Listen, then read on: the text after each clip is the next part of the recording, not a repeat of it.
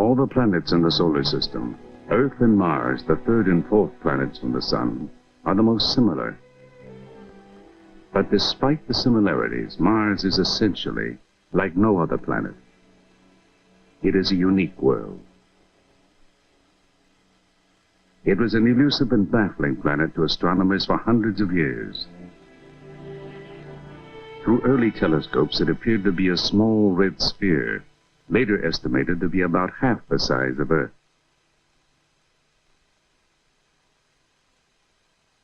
One of the earliest known representations of the planet, drawn in 1659, indicated markings on the surface, and by the movement of these dark patches across the disk, it was shown that Mars rotated on its axis in a period only a little longer than Earth's, about 24½ hours.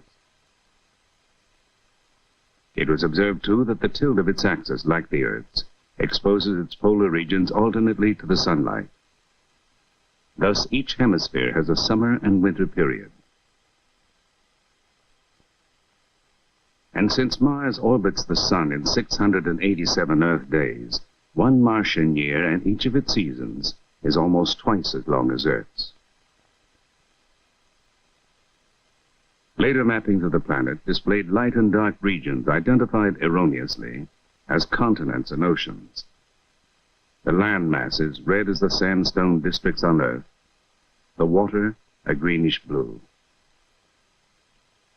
In 1877, an Italian astronomer, Giovanni Schiaparelli, discovered what he called canali, or channels, resembling, he said, the finest threads of a spider's web drawn across the disk.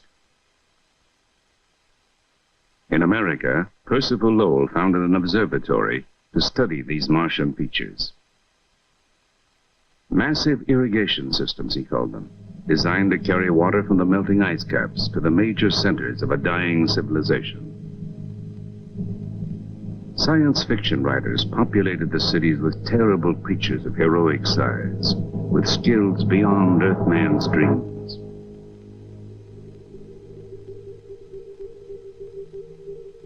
In the 1960s, 3 Mariner spacecraft flew by Mars and photographed about 10% of the surface. Gone were the canals, gone were the cities, gone the brilliant and sinister Martians. The photographs revealed a cratered landscape much like the moon, waterless and apparently hostile to life. But in 1971, the Mariner 9 spacecraft orbited Mars and transmitted more than 7,000 photographs of the planet to Earth. The extensive mapping revealed a new and unexpected world. The southern hemisphere, seen by earlier spacecraft, flattened and gouged by the impact of meteorites.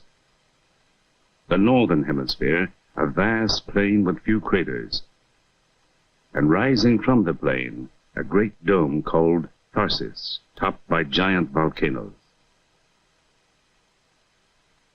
The plateau that joins the two hemispheres is cut by a vast and deep canyon, and by channels with the characteristic patterns of stream beds on Earth. Some of the channels suggested that water may once have flowed on Mars, and thus life might have evolved and possibly adapted to Mars' changing conditions.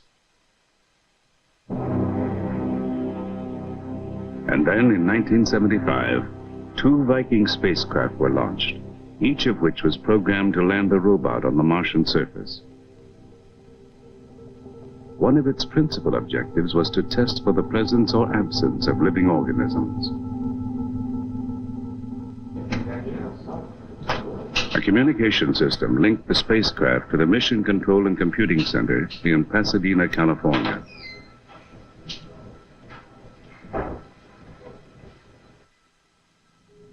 On June 19, 1976, the first Viking arrived in the vicinity of Mars after a year-long journey of more than 400 million miles. Once in orbit, its cameras were turned to a detailed examination of the landing area. Imaging teams on Earth scanned some 800 photographs covering a territory about the size of Texas. The chosen landing site was a flat expanse with a few impact craters, one of the lowest regions on the surface. On July 20th, 1976, flight controllers ordered the lander to separate from the orbiter. 5, 4, 3, 2, 1, separation. Descent sequencing, we're at mission event word 0, and we have DL separation. Because of Mars' great distance from Earth, the signal traveling at the speed of light, 186,000 miles per second, took 19 minutes to reach the spacecraft. This necessitated a completely automated system on board for carrying out the landing maneuver. During the lander's descent, its instruments analyzed the properties of the thin Martian atmosphere. 9,000 feet coming up on quarter bar pretty soon. Good roll attitude hold. Getting close to quarter bar. Confirm quarter bar. Zulus, got it. We have quarter bar. Lander confirmed parachute deploy. Recon 1, TM2. Sync. UHF minus 105. Format 3 is in sync. Alright. Format 3 in sync. Leg deploy. 4,800 feet, 177 feet per second. Confirm roll maneuver. Parachute separation. Roger. Minus 105. 23 G's. 2,600 feet, 188 feet per second. 2,600 feet. 2,600 feet. Peace. 366 feet, 73 feet per second. ACS is close to vertical. Nav is green for touchdown. ACS is green, 1.5 degrees per second max, 0.2 G's. Feet per second. Touchdown, Win. Fantastic. 16 kilobits confirmed. Yes, we have a touchdown time of 12 hours, 12 minutes, 07.1 seconds. A job very well done. Outstanding, great, navigation perfect. I'm assuming that we must be sitting right on the X. So that's the smooth area. So everybody just did fabulous and couldn't be more pleased. Thank you. 25 seconds after landing, one of the two cameras was initiated and scanned the first picture of the Martian surface. About a half an hour later, when it started to come back from the orbiter, and we got the first 7 lines on the TV monitors, you could see gray and white light levels. We knew there was something there. Look at the beautiful rock. Fantastic. And all of a sudden, we were looking at the surface of Mars, and it was clear, it wasn't dusty, it was sharp. And when we got to the end of that first picture, with the dust and small pebbles in the footpad, it was just, it was really a miracle. In an instant, the picture was wiped off the TV monitors, and behind it came the filling in of the second picture, a long panoramic view that covers 300 degrees and extends from the lander to the horizon. It disclosed a sector of the basin called Chrysoplanitia, covered with sand or dust and littered with rocks. The following day, Viking sent back the first color picture. A fine dust, red or yellow-brown, covers the ground. The sky is a light tint of the same color due to the particles of dust suspended in the air. 45 days after these historic events, Viking 2 landed in an area 4,600 miles northwest of Viking 1's landing site. A vast plain, littered too with rocks resembling those on Earth, produced by volcanic processes or by meteorite impact. While the landers conducted experiments on the surface, the orbiters swinging around the planet measured variations in moisture and temperature and took high-resolution photographs of the Martian terrain.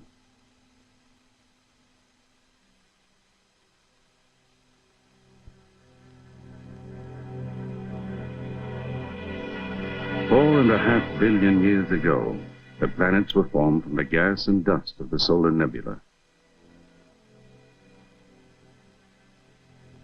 In the formation of a planet, heat is released and remains embedded in the growing mass. Because the heat can't escape as rapidly as the mass is growing, a point is reached eventually where the interior melts.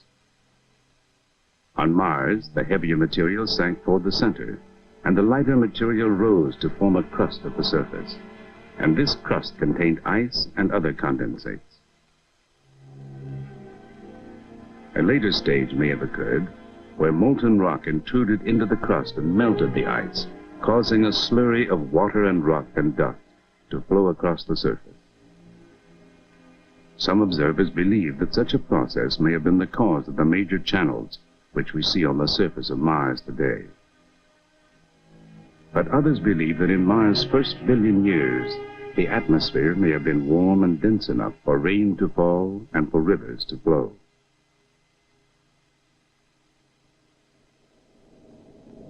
Gradually, the original thick, wet, and warm blanket of the atmosphere evolved into the thin, dry carbon dioxide atmosphere we find there today. Because of Mars' low atmospheric pressure and low temperatures, water can't exist in liquid form. It must either freeze or evaporate. But while there are no oceans or rivers on Mars, there is more water in total than anyone had expected. The residual polar cap in the north, which remains after the hottest part of the northern summer, is water ice mixed with dust. And the measurements of the seasonal behavior of water vapor over the planet suggest that there is a vast reservoir of ice beneath the surface, so that one can think of the residual polar cap as the tip of an iceberg protruding from a sea of rock.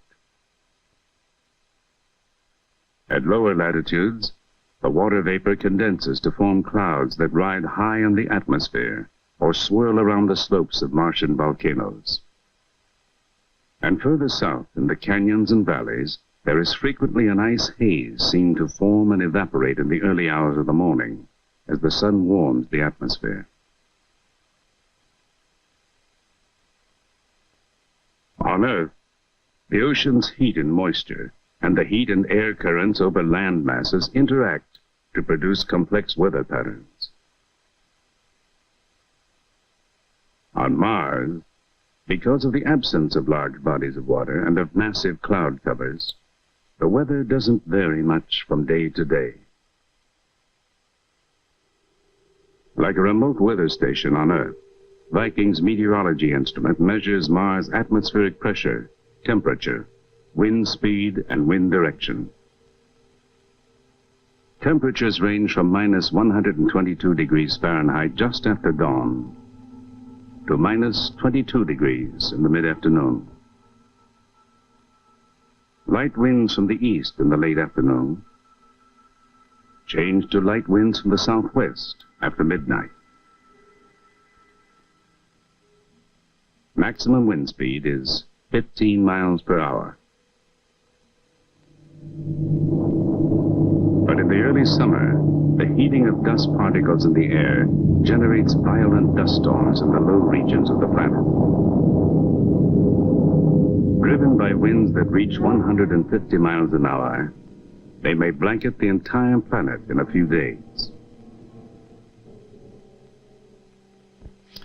In order to understand the geology and physics of wind-blown particles on Mars, we're conducting a series of experiments using this enormous space environment chamber here at NASA's Ames Research Center.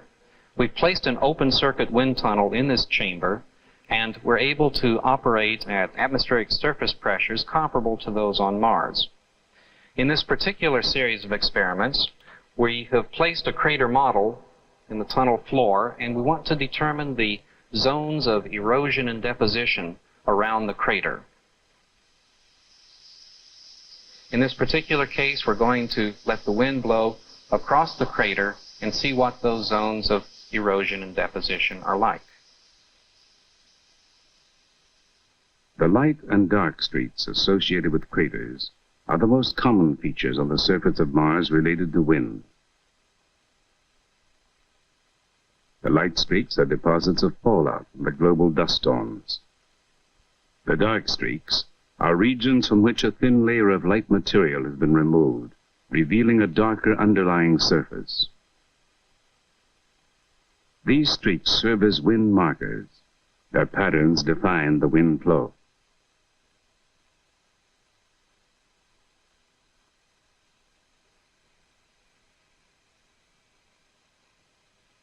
To the geologist, the features seen in the tens of thousands of photographs transmitted by Viking are the visible signs of the enormous forces and processes that have shaped the surface of Mars. The excavation of large basins and craters by the impact of meteorites and asteroids. The raising of mountains by the action of volcanoes. The folding and subsidence of the crust as the planet expanded. And the cutting of channels by water, or abrasive particles driven by winds over a period of tens of millions of years. The key to the age and sequence of these features is found in the number and condition of craters. Those areas with fewest craters are assumed to be the youngest. Here, a fresh crater overlies an ancient eroded one. Here, the rim of a crater is eroded by water or wind. And here, adjacent to a fresh crater, is one of a cluster of crater rings, craters that have been buried to varying depths.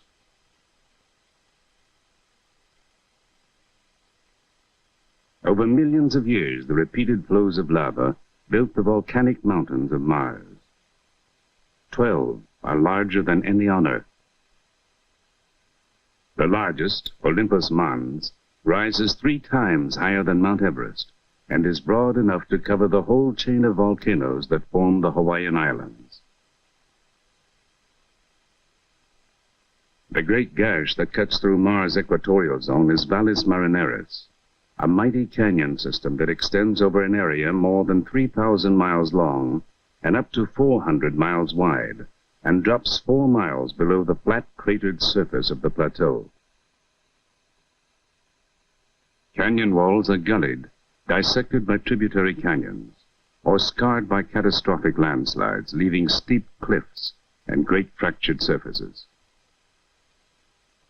Extending for 30 miles on the canyon floor is a field of sand dunes, suggesting that some of the debris produced by the collapse of the canyon walls was removed by wind.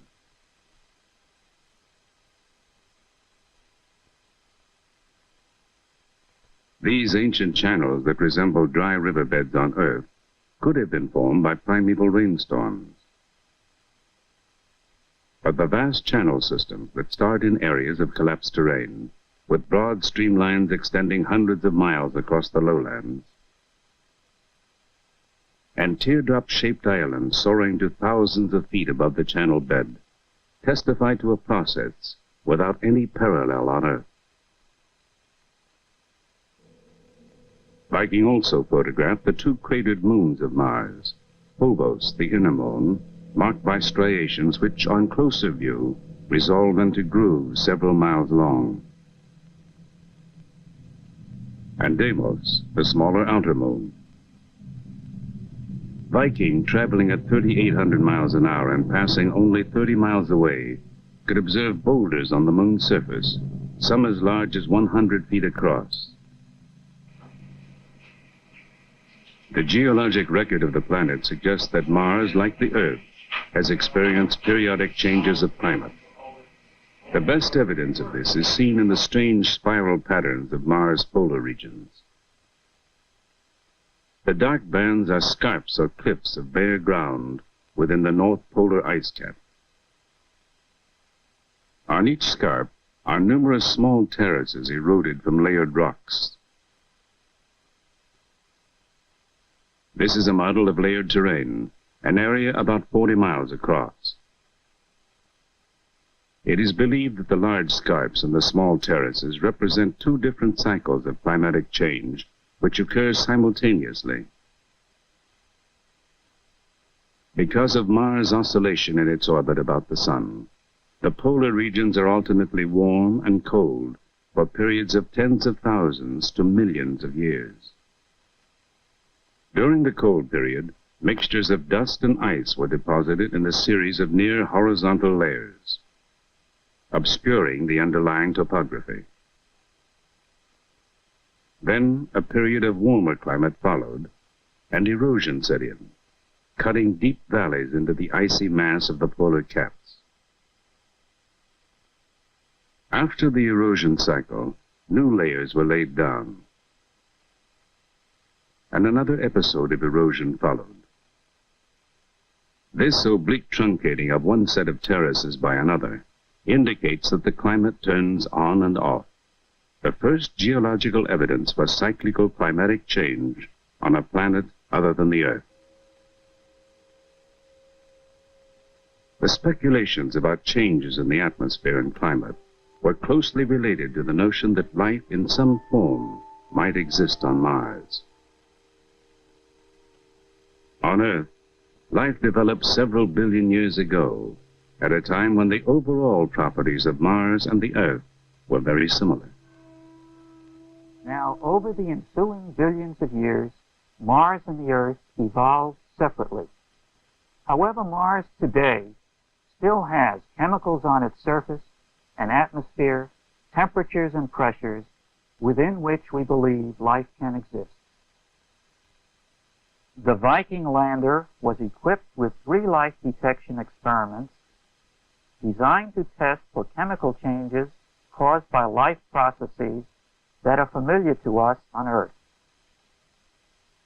On Earth, all living organisms interact with the environment through a process called metabolism. Animals, for example, take oxygen from the environment and use it to combust food, thereby obtaining energy. At the same time, they release carbon dioxide and other waste products into the environment. Green plants and some microorganisms do the reverse in the process of photosynthesis. They remove carbon dioxide from the environment, and using sunlight as the energy source, they convert the carbon dioxide into organic matter and release oxygen into the environment.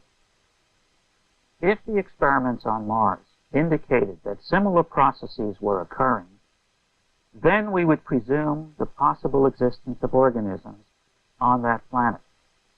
Well, our results on Mars in certain experiments gave us data that seemed to mimic the metabolism of living organisms. However, careful analysis of that data indicates that it is probably the result of chemical rather than biological processes. On Earth, all biological systems are based on organic chemistry, and it was believed that life on Mars would also be based on organic compounds. The notion was strengthened when experiments on Earth demonstrated that organic materials can be formed under simulated Martian conditions. We used finely powdered minerals like those expected on the Martian surface. Then we added traces of water vapor and radioactive carbon monoxide at low pressure. To simulate Martian sunlight, we irradiated the mixture with light from a xenon arc lamp.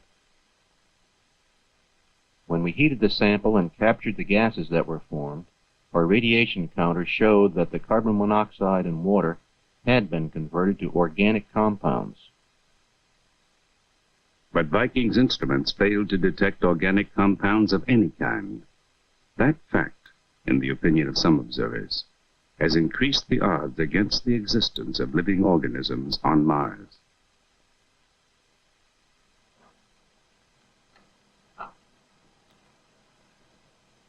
If we were able to do 1,000 experiments, different experiments on Mars, and to do these in a wide variety of places on Mars, in the canyons, on the polar caps, in some deep areas of the surface, and if in all of these experiments we got negative results, then the answer to the question, is there life on Mars, would almost certainly be no. But on the basis of just a few experiments, done at only 2 sites, very bland sites on the planet, I think it would be unscientific for us to come to that conclusion. All we can really say for sure is that we have run across some very interesting chemistry, a kind of chemistry that we do not see in surface samples from the Earth or surface samples from the Moon, and that's about where we are at the moment. Today, in laboratories across the nation, scientists are trying to simulate the results that we obtained on Mars. Some of the scientists are concentrating on irradiation experiments to see whether solar energy acting on Mars could have produced chemicals to account for the results. Other experiments are assuming that these chemicals were there and are testing one or another of these chemicals to see whether they can account for the results that were obtained.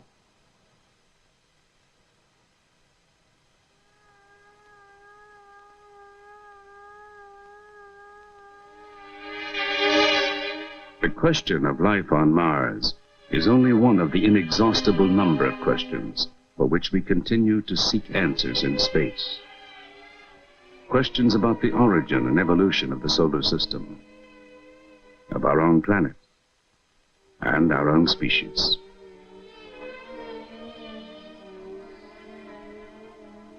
The search for answers is a goal of planetary exploration, and the journeys of our spacecraft to the near and far reaches of the solar system are beginning to provide some of the answers.